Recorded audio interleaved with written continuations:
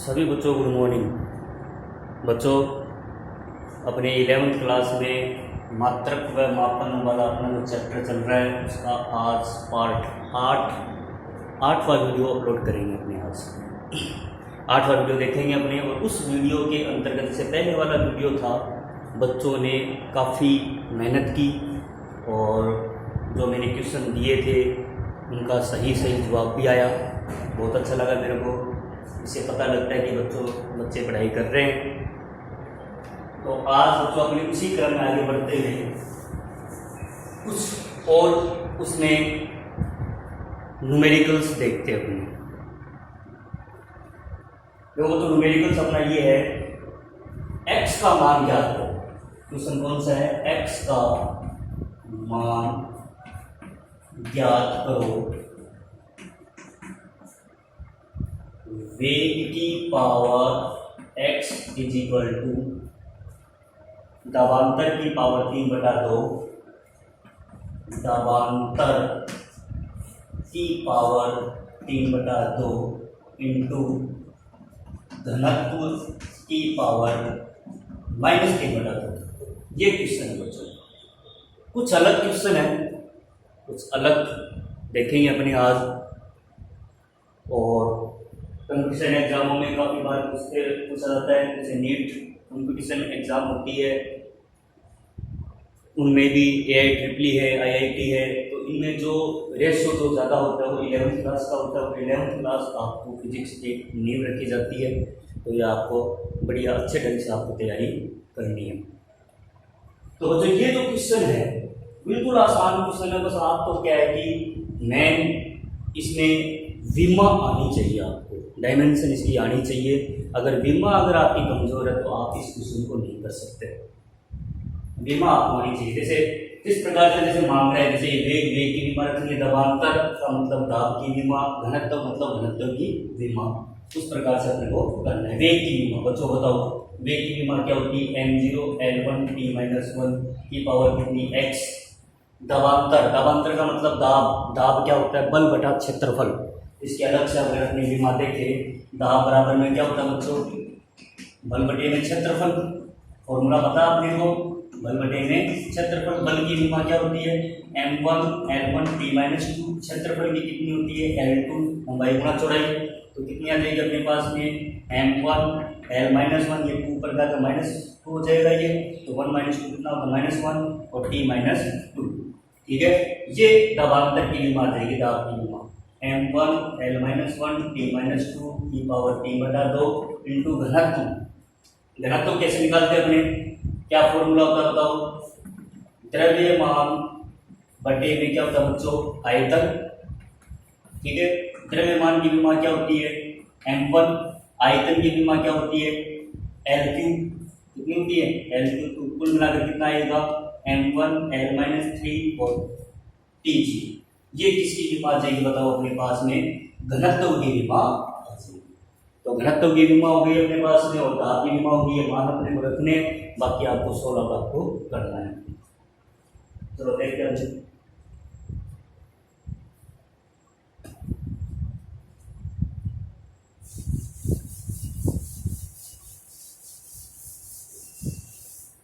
तो क्या विमा है अपने पास में?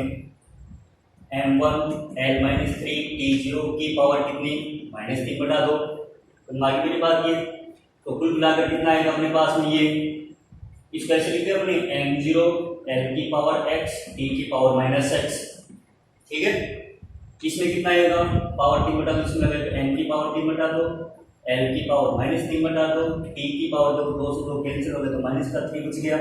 इसमें कितना आएगा बताओ? m की पावर -3/2, L की पावर कितनी आ जाएगी? ये माइनस क्या होगा? प्लस 9/2, और ये कितना आएगा? t की पावर 0। तो यार कोई दिक्कत नहीं अपने को। m एक साथ लिख लो अपने। जब m की पावर 3/2 इधर -3/2, तो कुल मिलाकर m एक जगह रखेंगे 3/2 -3/2, क्योंकि घातांक गुणा करने पर जुड़ती है। ये l की पावर कितनी आ जाएगी बताओ? -3/2 प्लस का 9/2, और ये t की पावर कितनी आ जाएगी? -3। तो माइनस के बाद m1 को मैंने एक तरफ ले लिया, l एक तरफ ले लिया, क्योंकि आधार दोनों का क्या है, सेम है। घातांक आधार सेम होने पर घातांक के गुणा करने पर क्या होती है, जुड़ती है। तो कुल मिलाकर कितना है अपने पास में, m की पावर 0, ये l की पावर कितनी आ जाएगी बताओ, कितनी आएगी अपने पास में, ये l की पावर 3 और ये t की पावर कितनी आ जाएगी, -3। ये कितना आ गया अपने पास, m0 lx t की पावर -x। हमारी मेरी बात दोनों तरफ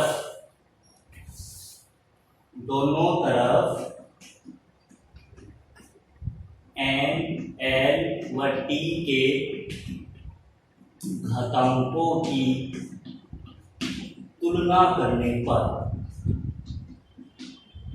तुलना कीजिए इसी को, n की पावर इधर 0, इधर कितनी है 0, बराबर में है, l की पावर x, इधर l की पावर क्यूब, तो x की वैल्यू कितनी आ गई बताओ 3। अगर t की तुलना करते हैं तो -x -3, तो x का मान कितना आएगा, 3 आएगा। तो x की वैल्यू कितनी आ गई अपने पास में, 3। बताओ कोई समस्या है, नहीं आनी चाहिए समस्या, आसान क्वेश्चन है। इस प्रकार से आपको इस क्वेश्चन को सोल्व करना है। आगे की मेरी बात, चलो आगे देखते हैं। अगला क्वेश्चन,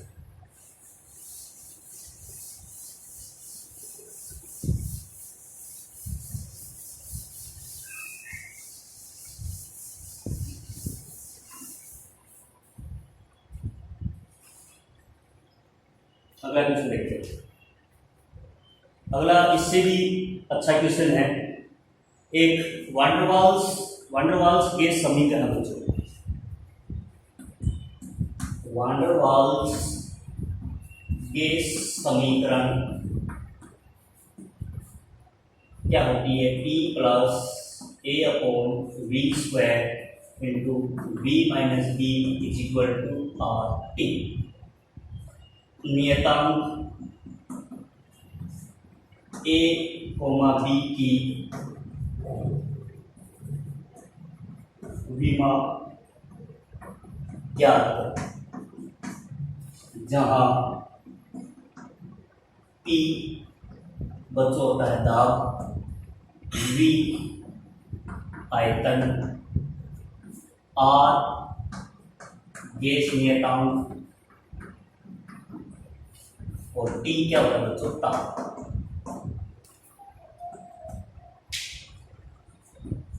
ये क्वेश्चन थोड़ा सा अलग है, ठीक है, परंतु अपने कर सकते हैं इसको।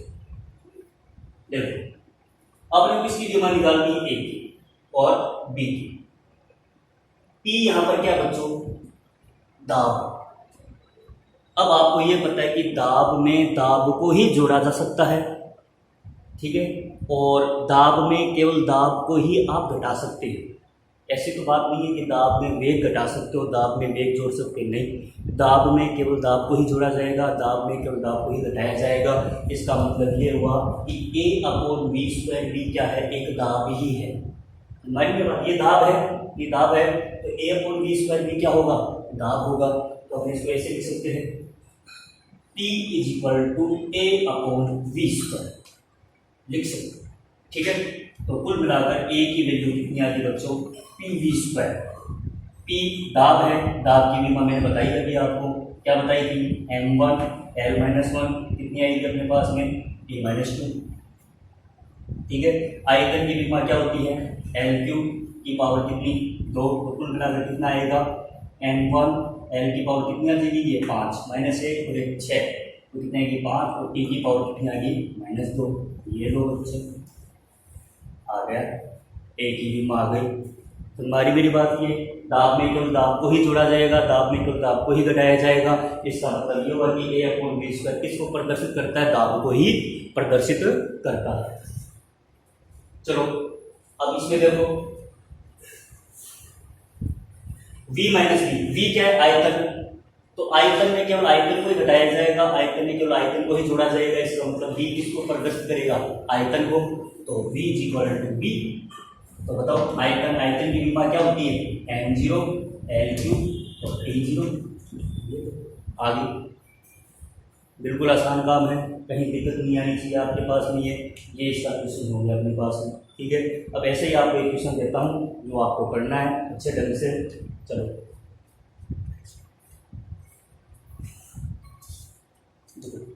कुछ पहले वाले भी क्वेश्चन दे देता हूँ आपको जो आपको करने हैं। चलो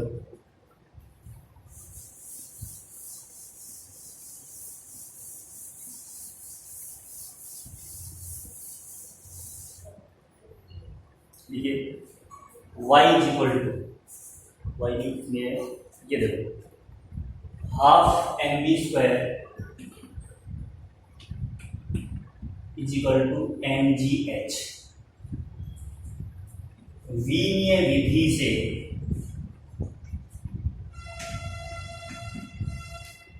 सूत्र की सत्यता की जांच है। ठीक है, जहां एन द्रव्यमान, वी वेग, जी गुरुत्वीय त्वरण, एच ऊंचाई, ये क्वेश्चन। ठीक है, कर लेंगे अपने। अगला क्वेश्चन देखो,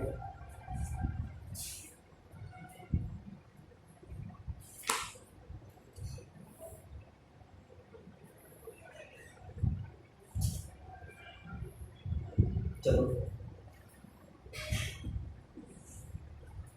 v is equal to u plus a T,